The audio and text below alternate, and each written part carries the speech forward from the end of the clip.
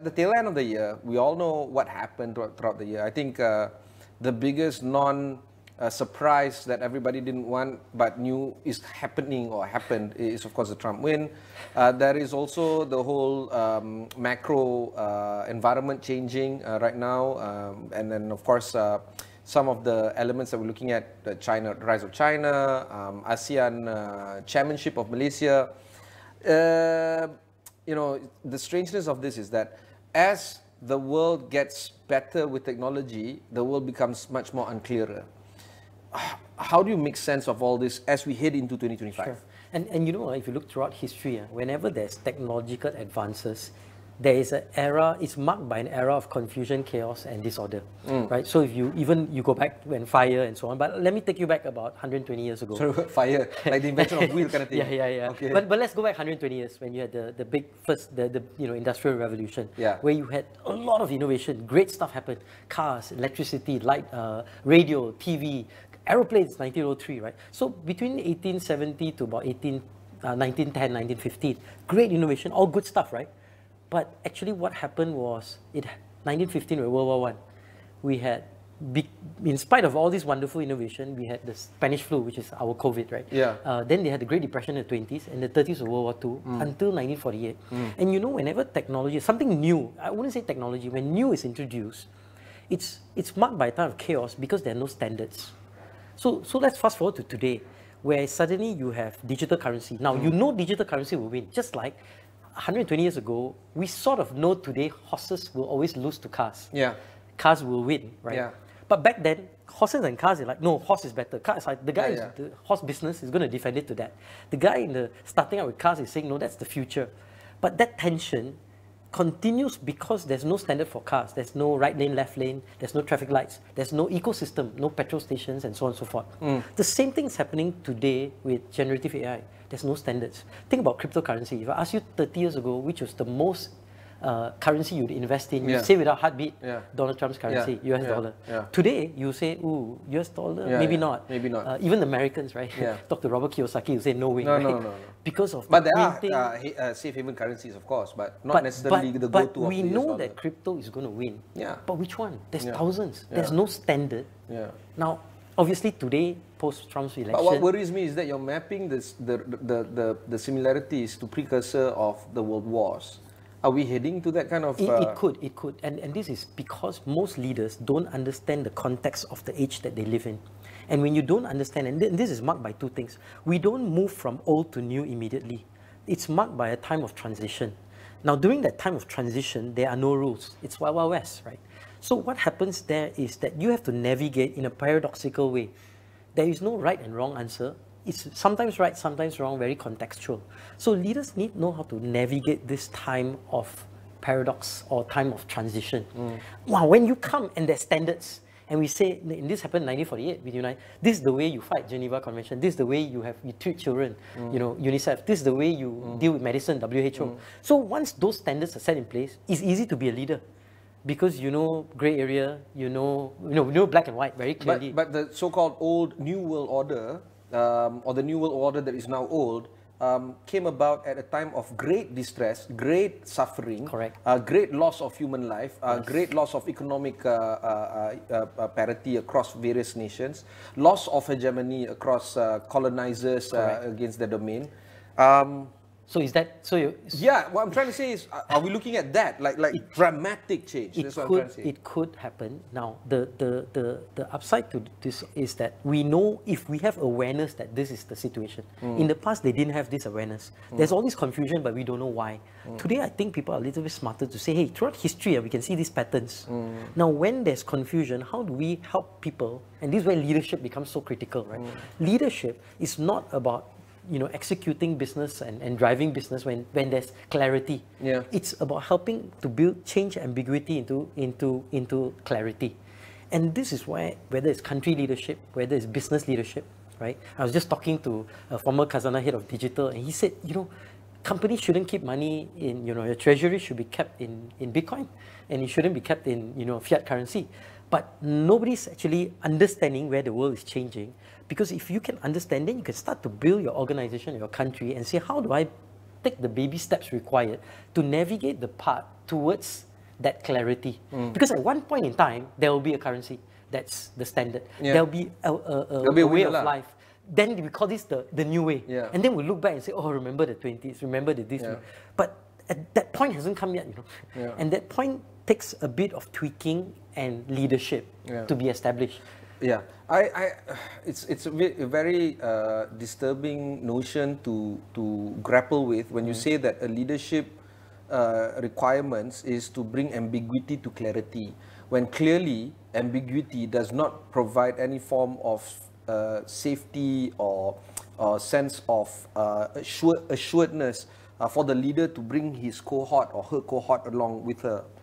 I don't know whether the leaders of today is even aware of the paradigm that they are facing to a point where they are so concerned with the day-to-day, with the requirements, with the KPIs, with all this stuff, that the larger call to action is much more important, which is to bring ambiguity to clarity. Correct. And part of it is having that awareness, the starting point, right? The second point is, how do you bring ambiguity to clarity is when you start looking at the dots that are around you. What happened? Why is the US buying 5% of the Bitcoin? Why is this happening? Why is that? When you start looking at the dots and you start connecting the dots, you start to see a pattern. And even though you may not have an established standard, you know where the pattern is leading you towards. And that's good enough, is it? For the time being. That gives you milestone number one. But when you build your organization milestone number one, when clarity starts to come, or when standard starts to be established, you're further ahead than everybody else, because everybody else is saying, oh, how did that standard get there? We have no basis to get to that next point. But you're there, you can go to milestone 2, milestone 3. And that's why there are winners and losers. Right? Whenever there's a transition, if you look back in history, the old companies, why didn't they survive? These companies in the past, the Ataris and so on, or the Yahoos, or the Alta Vistas and so on. When search just transition, there's always going to be winners and losers. Who are the winners? The guys that saying, let me take a bet and let me understand the dots and try to make sense of it as best, and then build an organizational strategy for that. Why? I mean, you talk to any GLC or any MNC in Malaysia, what's your cryptocurrency strategy? None, right? I cannot even imagine anyone is thinking about it. But hey, the US government, the Chinese government, everybody's thinking about digital currency, but we are not even thinking about it. But you should be thinking about it. Maybe you don't understand which is the right currency. People say Bitcoin, but could be Ethereum for transactions, could be. But at least you know that let's dabble in it and let's figure out maybe 1%. Let's play around with 1% and get to there. But that's my point. But there's also that whole idea of the winner really does take all. Using your analogy, the US dollar was the king, right? Market leader. Today, if you use today's language, Google has what, 97% market share in terms of search. Back in the, let's say 100 years ago, Standard Oil was controlling everything. And then of course then the creation of antitrust, for instance, came about. Do you feel that there's going to be not just a winner in terms of all these new standards coming to play, but the winner does really take all? Yeah, so in the past, it's because that one person, Rockefeller, for example, he figured out, man of the hour. The guy who made money is not the guys who invented cars. Who made money? Rockefeller. Because he figured cars need petrol, and petrol needs petrol stations, and let me corner the entire oil market. And of course, he owns a railroad at the same time. Why not? So you look at the Zuckerbergs and all these Bezos and all, they say, hey, data is the new, attention is the new currency, data is... So they've built infrastructure to harness it, because they've connected dots. And that's why they're building the 2024 version of the railroads, I suppose. Exactly, right? Exactly. So then you start to say, if more people have awareness, if more people are connecting dots, the likelihood to have these big mega win all will be less. And you say search, right? But today ChatGPT search kicks butt, in terms of Google. Google's like, hey, I'm good. And there's Claude, there's many other guys that are coming into the search space, right? So there is, when there's more awareness and more people can see dots and they start connecting it, there's more competition. Okay, I'll go for a short break. When we come back, we'll discuss a bit more with Roshan Tiran of Leaderonomics.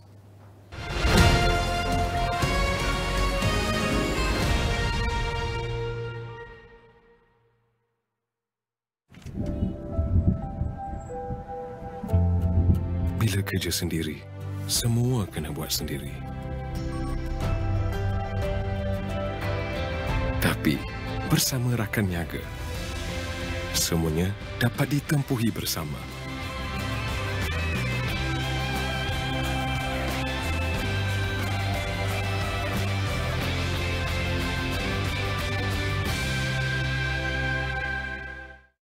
Hello, Astro and TVB fans. Come meet our stars, 30th November at Astro Experience Store, Putrajaya. Let them charm you at Pavilion Bukit Jalil, along with our local favourite stars. Then get ready to be starstruck at Aeon Mall, Ipoh Station 18. Astro customers can also win exclusive perks with Astro Rewards. 留意我哋嘅約會日期。不見不散啦！ 5 lelaki penghantar makanan didakwa di Mahkamah Magistrat Bangi atas tuduhan membunuh seorang pemandu kereta lelaki dalam satu kejadian. 4 sungai di sekitar kawasan perindustrian Pasir Gudang di Johor termasuk Sungai Kim Kim didapati tercemar dan berada pada tahap yang membimbangkan. Kerajaan sudah mulakan inisiatif untuk menggantikan kenderaan operasinya kepada kenderaan elektrik EV dalam skala kecil terlebih dahulu.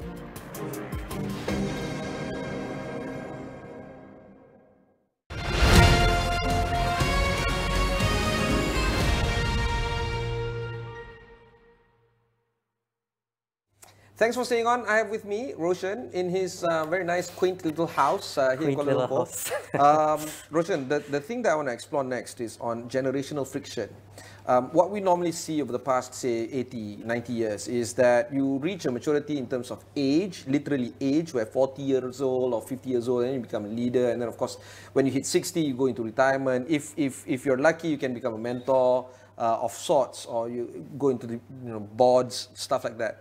What I do realize during this age of turmoil that you speak of, and you liken it to, say, 100 years ago, leaders come from everywhere, young and old. Ageism is something that we have to combat, considering that a lot of people still become leaders at the age of 80, 90. Tun Mahathir, for instance, Tun Daim, the late Tun Daim, for instance.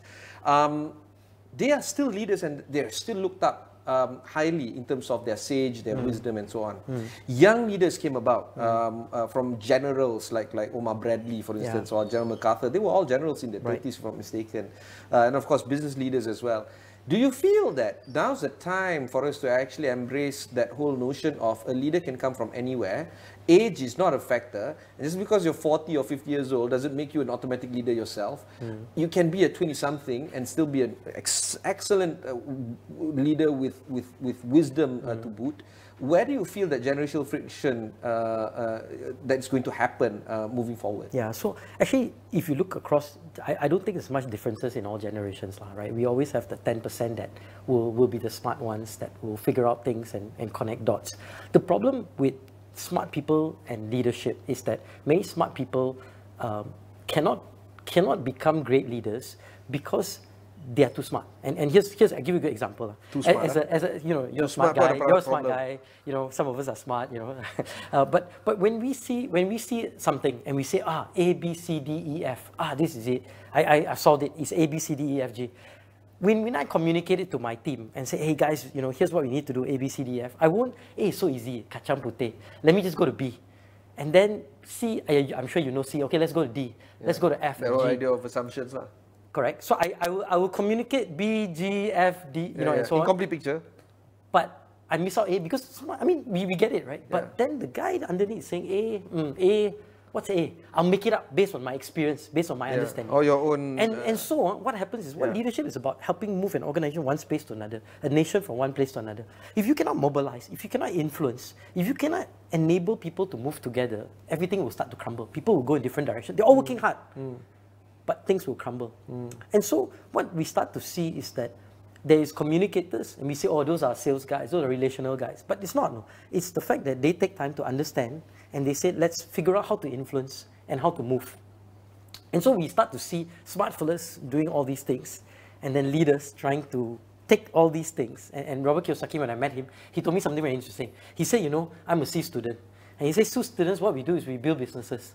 And A students will do the work. Will end up working for me, the C students, and the B students work for government. He gave me a lot of hope back in the late 90s when I was still in school and still getting grades. But that's true. But It is an immutable truth, correct, unfortunately. correct. Yeah. So if you look across generations, there's going to be the communicators or the leaders. There's going to be the smart guys, and there's going to be people who don't care. Whatever. Right? And across generations, you will find this. Now the problem is we deal with a few people and we say, this generation can't tak boleh pakai, tak boleh this, that. We make all these assumptions. But if you look back at my generation, it's the same thing. There's all these groups that are the high flyers, the figured out things. There's guys that say, I want to patch things together, I want to connect dots, which become leaders. And they start to be able to communicate it. And the guys who say, just give me a job lah, cukup lah, you know. And so when you look across them, I don't think there's dissimilarities. I think where it's changed a little bit is what Abraham Maslow calls the hierarchy of needs. Yeah.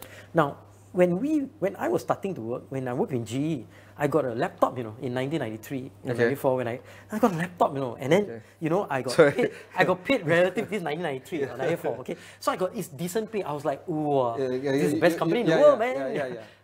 Now, that was my standard of the greatest thing in the world. Yeah. Today, if you give them laptops and all, I want recognition, I want this, I want training, I want this. Validation. But now they've reached the point where I want to find meaning. You think the cycle, right? Yeah. It's about finding meaning.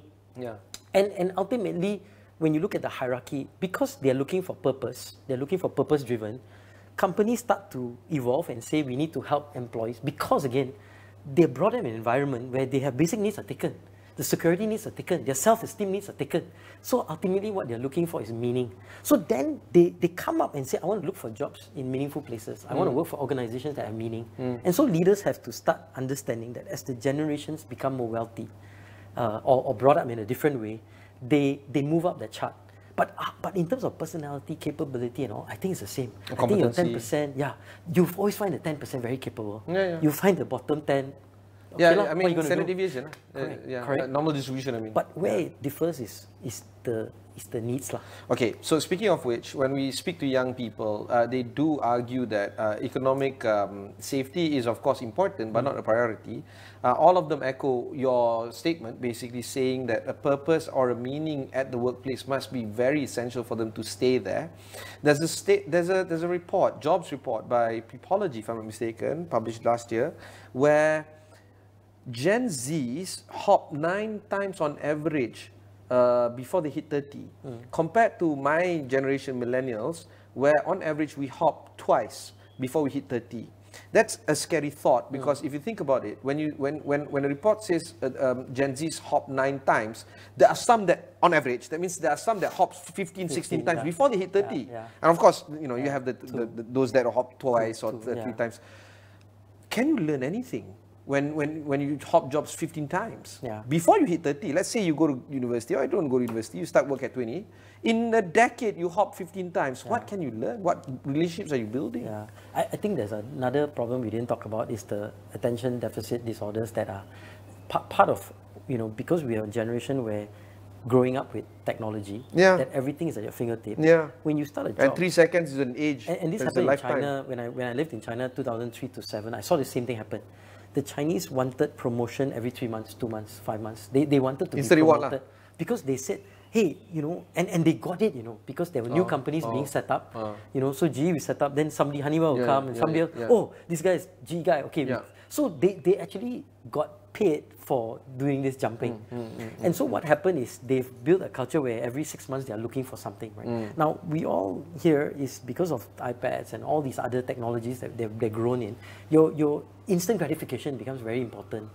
And what happens is at some point in time, they start to realize that I need to build some roots, I need to build some relationships, I need to build some networks, I need to build some depth in my development, because at 30s and I have no depth, and I've had many jobs in many industries but no depth, I'm not being paid. I won't be paid because ultimately you're going to be paid for depth, right?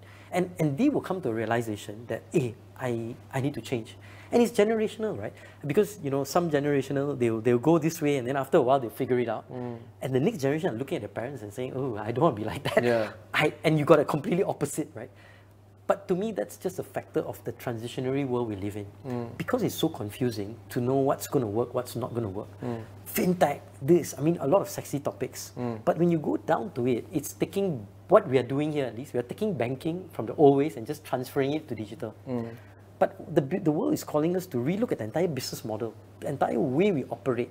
fintech is not about taking a banking model and digitizing it. Yeah. It's about re-looking at how every single aspect of being bankable works. But the moral of the story is this, right? I mean, we're running out of time, but where do you see actors like state actors and businesses and non-profits, do they still have a place in this whole transition age that you speak of? Absolutely, because what they need to find is the sweet spot for them to navigate that works, right? Because ultimately, right, as things start to evolve, things will become clearer to say what is the role of a government, what's the role of corporates, Yeah. what's the role of community organizations. Yeah. There's always going to be needs. There's 8 billion people, right? There's always going to be needs. There's always going to be an underserved population or segment. There's always going to be solutions that need to be brought to market.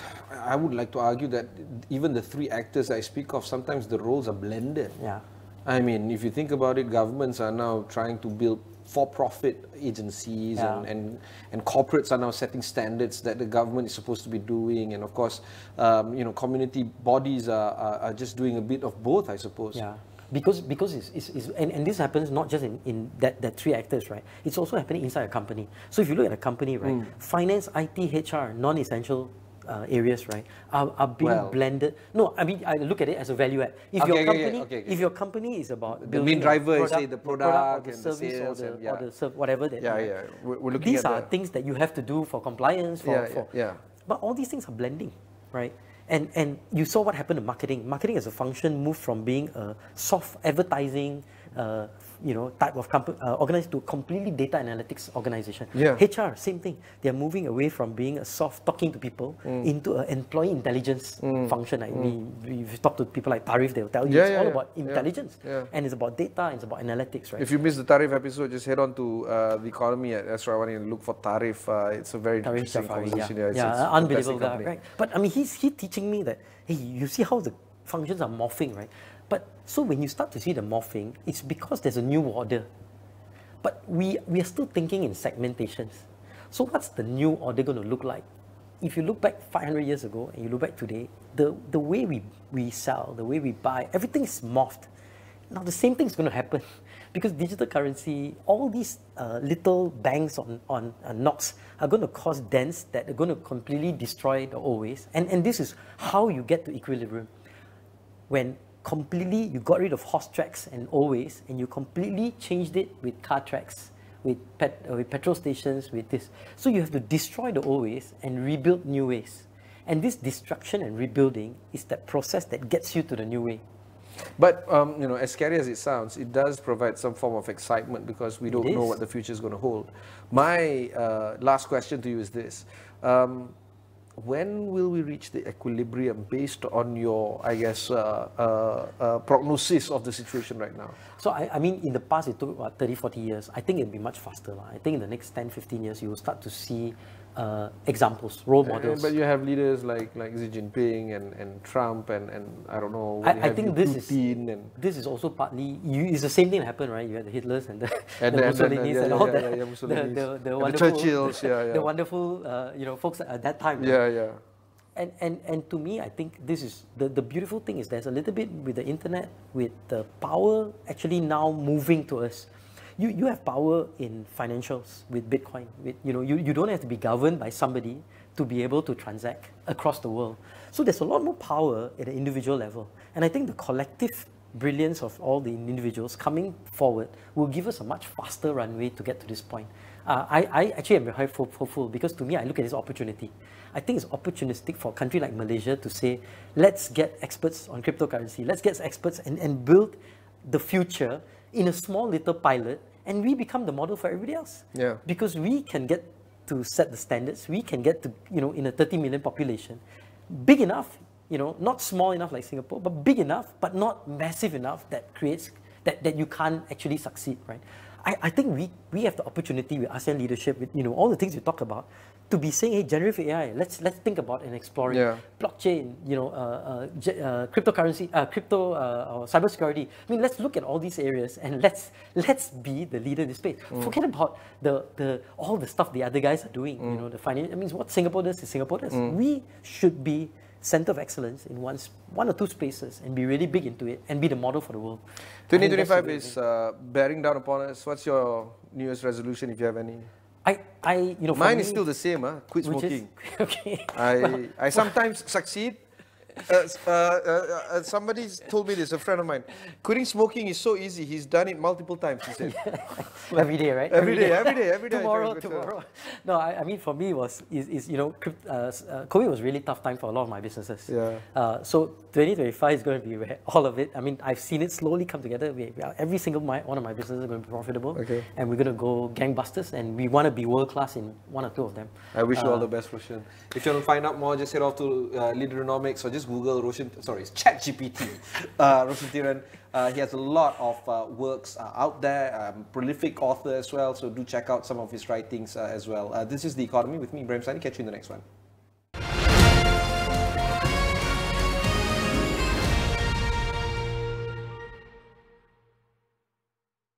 Malaysia sebenarnya berada di kedudukan kedua terburuk di dunia berkaitan keseimbangan hidup dan kerja. LRT3 sudah akan mula beroperasi suku ketiga 2025. Kerja-kerja fizikal dan penstrukturan sudah mencecah 95%. KPM sebenarnya sedang memperincikan cadangan untuk menyediakan allowance kos sara hidup tingkatan 6. Libat urus antara umat Islam dan agama lain penting supaya dapat mengelakkan ataupun membawa kepada Islamofobia.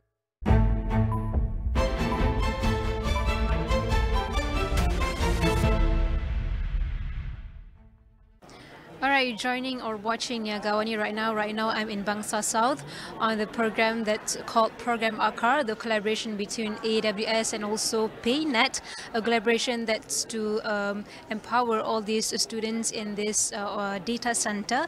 And right now joining me is Peter Murray, the country manager of AWS. How are you? Very well, thank you. Can you tell us a bit more on this collaboration and how it's empowering all these students? Sure, certainly. So Program AKAR is something that PayNet have developed and ideated, and AWS feel really fortunate to have been able to partner as part of a coalition of different organisations to offer what is a 12-week intensive full-time digital skills program in AI, cloud technology and other important skills for that are needed in the digital economy.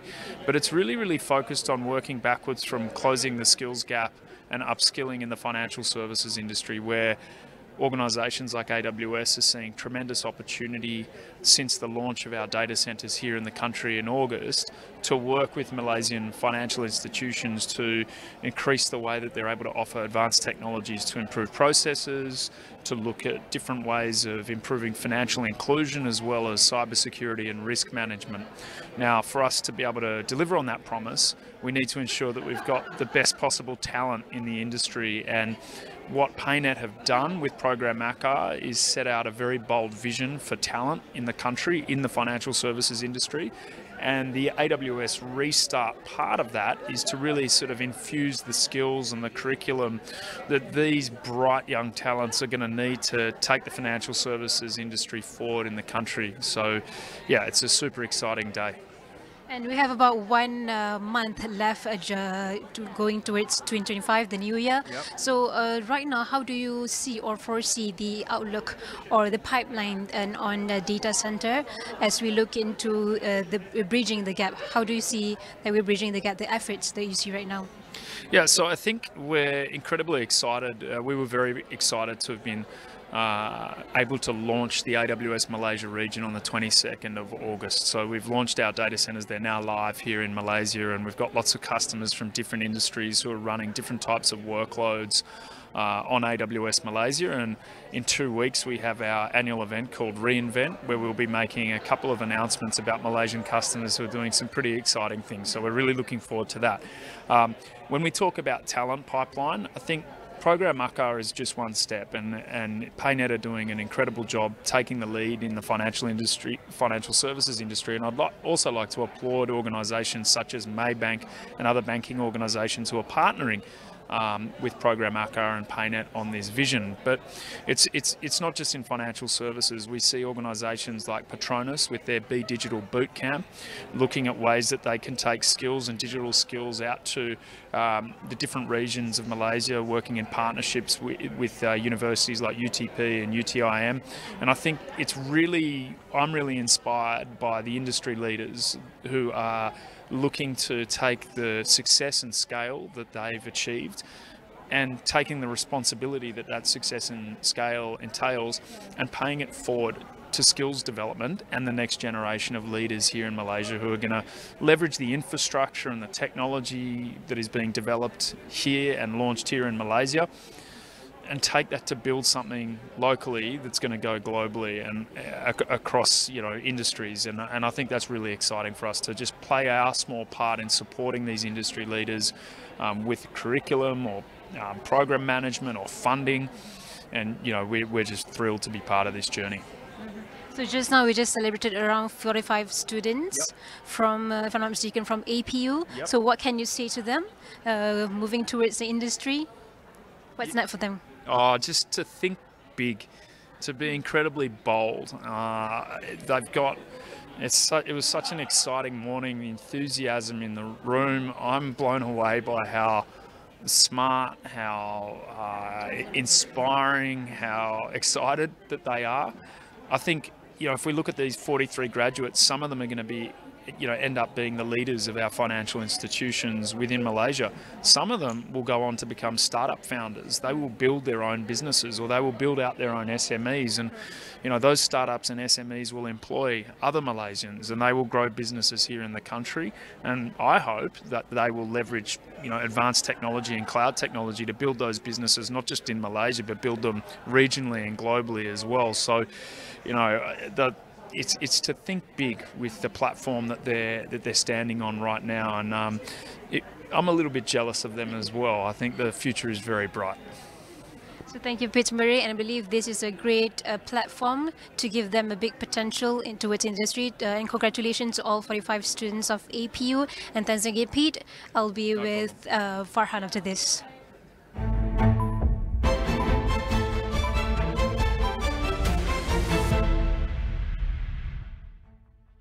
Apa signifikan dengan pengumuman ataupun berita yang keluar dari media China ini berkaitan dengan hasrat Malaysia untuk menyertai gabungan BRICS? Kita mau dapat lebih banyak umpamanya pelaburan daripada negara China. Kalau melihat kepada Akta Kanak-Kanak 2001, adakah kita terlalu lambat untuk melihat proses untuk meminda akta sedia ada? Kita perlu ada penyelarasan. Kita tak mahu bekerja secara silo. Apakah yang dinantikan? Tuan Sang Harimau Malaya mencari kejuaraan. Bolehkah anda rasai? Satu percubaan, cantik! Gol untuk Malaysia! Ayo kita laungkan ngauman keramat sekali lagi. Mara membara Harimau Malaya. ASEAN Mitsubishi Electric Cup 2024. Saksikan secara langsung di Astro.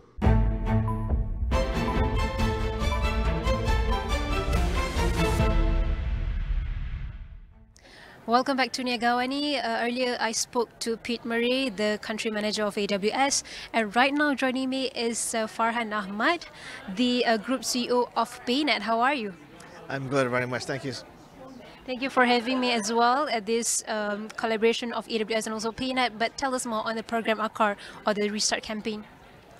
So Project ACAR is a broader campaign about building the roots of talent and education in the country. ACAR obviously is roots. So Restart by AWS is one part of the Project ACAR. This is to make sure that we find gainful employment for people who need some retraining of skills that are ready for the future. And also they meet the market need where the industry needs people and a certain level of talent. And we intend to train that talent and find them a job. It's a very unique program. It's the first of its kind anywhere in the world and certainly in Asia, which is a soup to nuts program. It doesn't just, we're not only training people, we are getting them employed with the right skill set and a bright future for them. And we're building a community around ACAR and AWS Restart that we can then replicate with other technology companies and bring more talent into Malaysia, but also grow from the grassroots talent up in Malaysia. ACAR also has projects that are dealing with primary students. We're launching one this weekend, actually. That we bring young children and we teach them about the basics of financial literacy. And that will happen in our office. And we will just teach them for a whole day program to learn about money and what it means. We do something with the secondary schoolers and now the tertiary schools. So ACAR is a very broad program, quite literally trying to build the roots for the future of Malaysia. So it's basically for future-proofing the industry, right? So, Mr. Farhan, I mean, undeniably, we have. It's easy to attract talent, but to retain talent is a ongoing challenges that we have to face right now. So, what are the best strategies, especially from this program ACAR? What can we do to actually retain talent in this industry that's always evolving? I think good talents really want the same thing around the world, no matter where you are.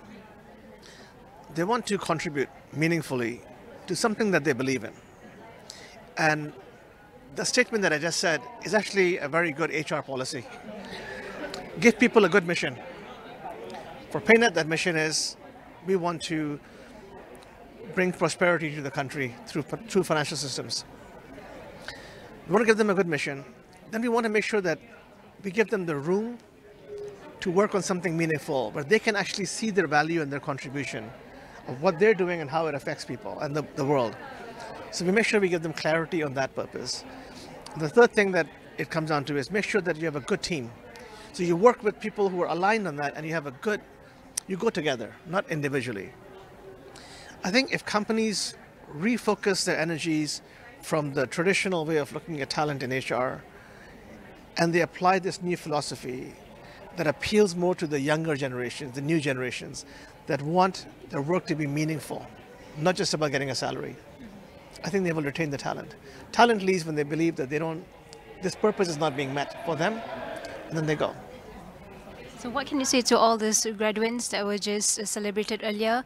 What are your aspirations for them, and what can you hope for them maybe 5 to 10 years to come? I think the message I would say is the world is changing at a pace that we've never seen before. This generation will face challenges that I can't even imagine today, and they will have opportunities in front of them that I can't even predict today. So the biggest lessons that I give to people is develop critical thinking. That's the #1 skill set I believe everybody will need for the future. Question everything.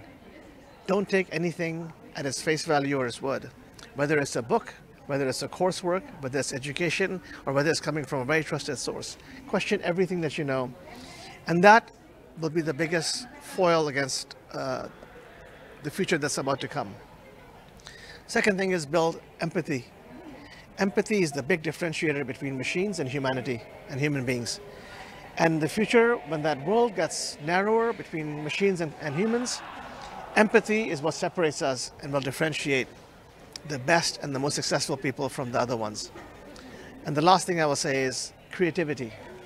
Expand your brains and minds beyond just coursework. Learn new things, learn things that are unrelated, and let the creative juices flow, because that's something that machines can't do that well. And so I think critical thinking, empathy, and creativity are the foundation for a good education for the future. So I would encourage all young graduates, all young people to really embrace these things and focus on learning about them. Wonderful. Thank you so much for the wise advices, not just to me, but to all the students and graduates earlier as well. And that was the collaboration between PayNet and also Amazon Web Services AWS on how we can actually future-proof the industry and its value-based early talent development on visionary leaders. And that was the conversation between the CEO of PayNet, Farhan Ahmad, and also earlier Peter Murray, country manager of AWS. And you can find this whole discussion on all of our digital platforms and also astroawani.com.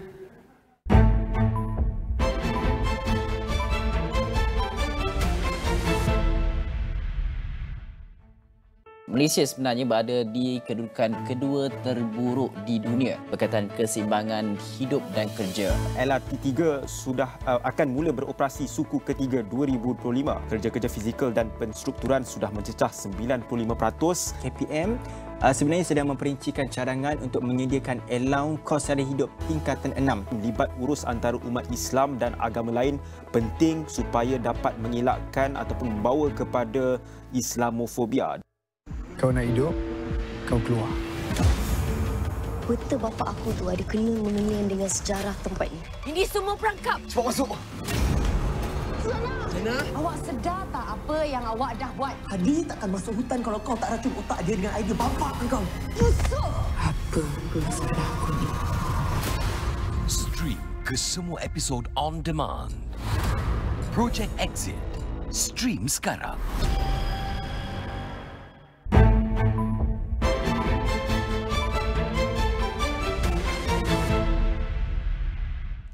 As we approach 2025, the readiness of AI technologies will be pivotal in transforming industries, with AI agents playing a crucial role in automating complex tasks and enhancing decision-making processes.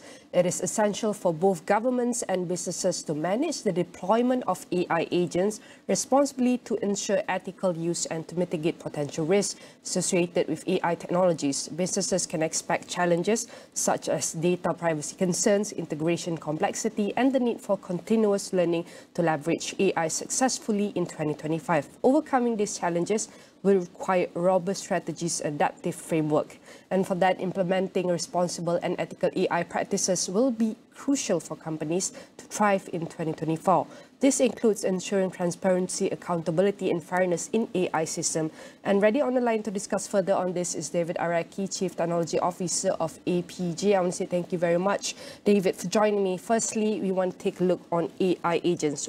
What are AI agents and why is it crucial for both governments and businesses to manage their deployment and ensure they are used responsibly? Yeah, thank you for having me on the show. So for those who are not familiar with AI agents, they're essentially a piece of software that has a defined purpose and personality. They're all able to automate and perform a specific task with or without human intervention. They use AI-based reasoning to independently decide how to accomplish a task and take action. And some AI agents can work together to complete a process. So as an example, if you're in marketing, you might have an AI agent that focuses on creating the marketing campaign, another AI agent that focuses on monitoring the campaign, and then another AI agent that focuses on adjusting the campaign, and they all work in concert together. So the idea is to automate some of those routine tasks and shift employees to higher value tasks within the organisation. But you made some very clear points in your introduction that there's definitely ethical considerations that governments and businesses have to manage. They need to understand that the data that they feed into these agents doesn't predefine any bias or discrimination. A lot of users out there, over half, do not trust AI and the responses it provides. So there needs to be this concept of explainability. And that comes back to data privacy and understanding the risks around the security in your data as well. And we can see that simple words that you've mentioned here, that AI is with no human intervention, and probably we can see that they can automate a few skills to high value tasks and including, but we also need to take a look on the line where people still do not trust AI, where they have some biases. In your opinion, what are the challenges business can expect in terms of leveraging AI successfully in 2025, other than sentiment of having this bias and stereotype towards the security of AI technology, and how can they overcome this? Yes, it all comes down to data. So data is the key. So a lot of the businesses we work with, They may have had pressure back in 2023 when ChatGPT exploded onto the scene to not miss being part of the AI journey. But in doing so, they very quickly discovered that a lot of the data they were feeding into these models was of poor quality and of low maturity. And as such, we would hear stories in the media around hallucinations and other things from these AI systems.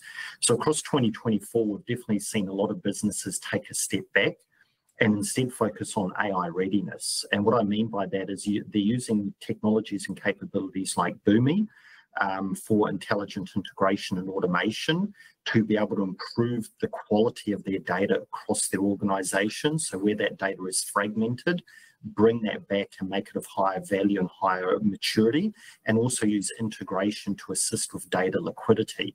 So be able to extract data from various systems across your organization at the right time, at the right place, to then be able to feed into these AI models and ground them with information that's relevant to your business, and as such get better outcomes. So data is a key part. One of the other points we've seen is obviously talent. As well. In this new world, there's a lot of focus around talent. How do we enable the workforce to not just build these AI models, but be able to use them as part of their day-to-day job, and as part of that process, have them understand that it is about job augmentation and freeing them up to focus on those higher value tasks. Mm-hmm. And as you mentioned, that it's important for us to take a look at the credible data that have quality, maturity, and even relevancy. And what are the responsible of ethical AI practices that you believe will be crucial for companies to thrive in 2025? What are the do's and don'ts? So it's interesting to see Southeast Asia as a whole. We've had many countries release roadmaps or frameworks around AI, just like we've seen in Malaysia around the National Artificial Intelligence Roadmap. And so for businesses, they're looking to those roadmaps to understand what should they be doing internally. And those roadmaps are mainly guidelines. They're all about minimizing the risk of misuse of personal information. So as part of that journey to AI readiness, as long as businesses stick to principles like accountability, fairness, data minimization, data security, and particularly data transparency to build trust with the public, then you're not going to be over-regulating these businesses and stifling innovation. Rather, you're going to be setting a foundation to enable them to be innovative with AI. And for Boomi ourselves, we did a collaboration with Connor Group and a cohort of academic researchers that collaborated with over 1,000 business leaders, academics, and industry bodies to deliver an enterprise risk framework for generative AI as well that businesses can follow. And as businesses gear up for the AI landscape for 2025, what skill sets will be most essential for teams to navigate the challenges of AI integration and governance effectively? What are the moral lessons that we can learn from our neighboring country, perhaps? Yes, it's an interesting question, because one of our company predictions is that, as we get into 2025, organizations will become AI first or potentially risk extinction. And as we move into this new agentic world of AI agents and them being able to automate a lot of these tasks for us, businesses need to be able to adopt AI and leverage it in their organizations. And again, one of the biggest skill sets that's going to be required is around data literacy. So understanding how to read that data within your organization, be able to catalog it, enrich it, bring it to better quality, and doing that through tools like integration, automation, and data management, which Boomi provides. So that's one piece of the puzzle. The other is obviously around machine learning and AI development skills. Obviously, businesses will need staff that are able to leverage these models and build them and build agents, but equally for the general populace, it's more about just being able to learn how to do simple things and tools like ChatGPT as an example as part of your day-to-day task. And finally, as part of that, it's how do we upskill that workforce? How do we do partnerships with academia, with business, to get the general population across AI, and do that again, coming back to the regulation and governance frameworks in a way that reduces risk for everyone. All right, I want to say thank you very much to David for sharing the journey to AI readiness and the do's and don'ts on how we can thrive in the rise of agents. AI, again, I want to say thank you very much to David Araki, the Chief Technology Officer of APJ, and definitely all of our discussion here will be featured in astroawani.com.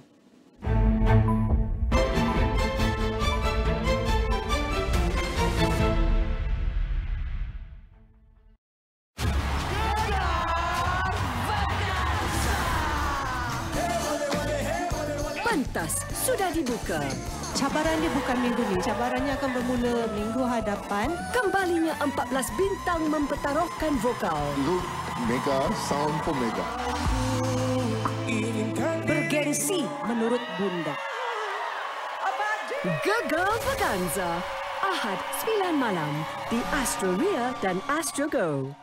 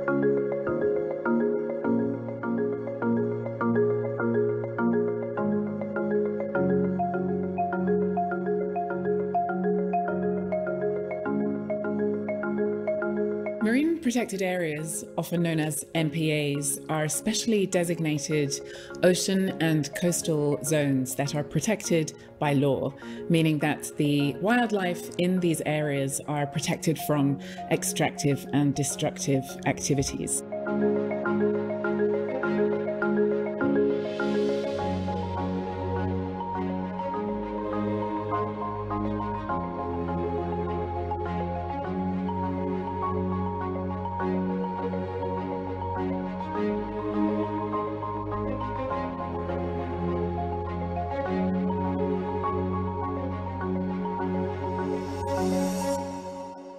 When a marine protected area is well managed, what we observe over a number of years is that wildlife is able to rebound.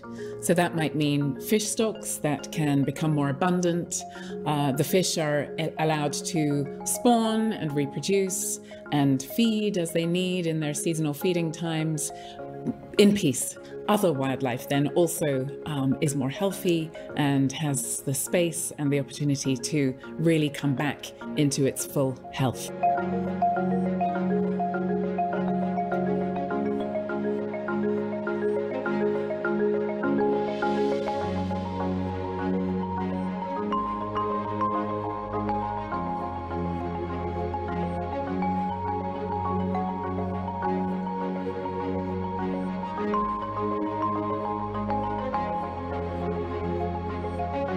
Marine protected areas are a win-win-win situation, we could say, because they are good news for nature, they are good news for people, and they're also good news for economies, because ultimately business depends on nature one way or another.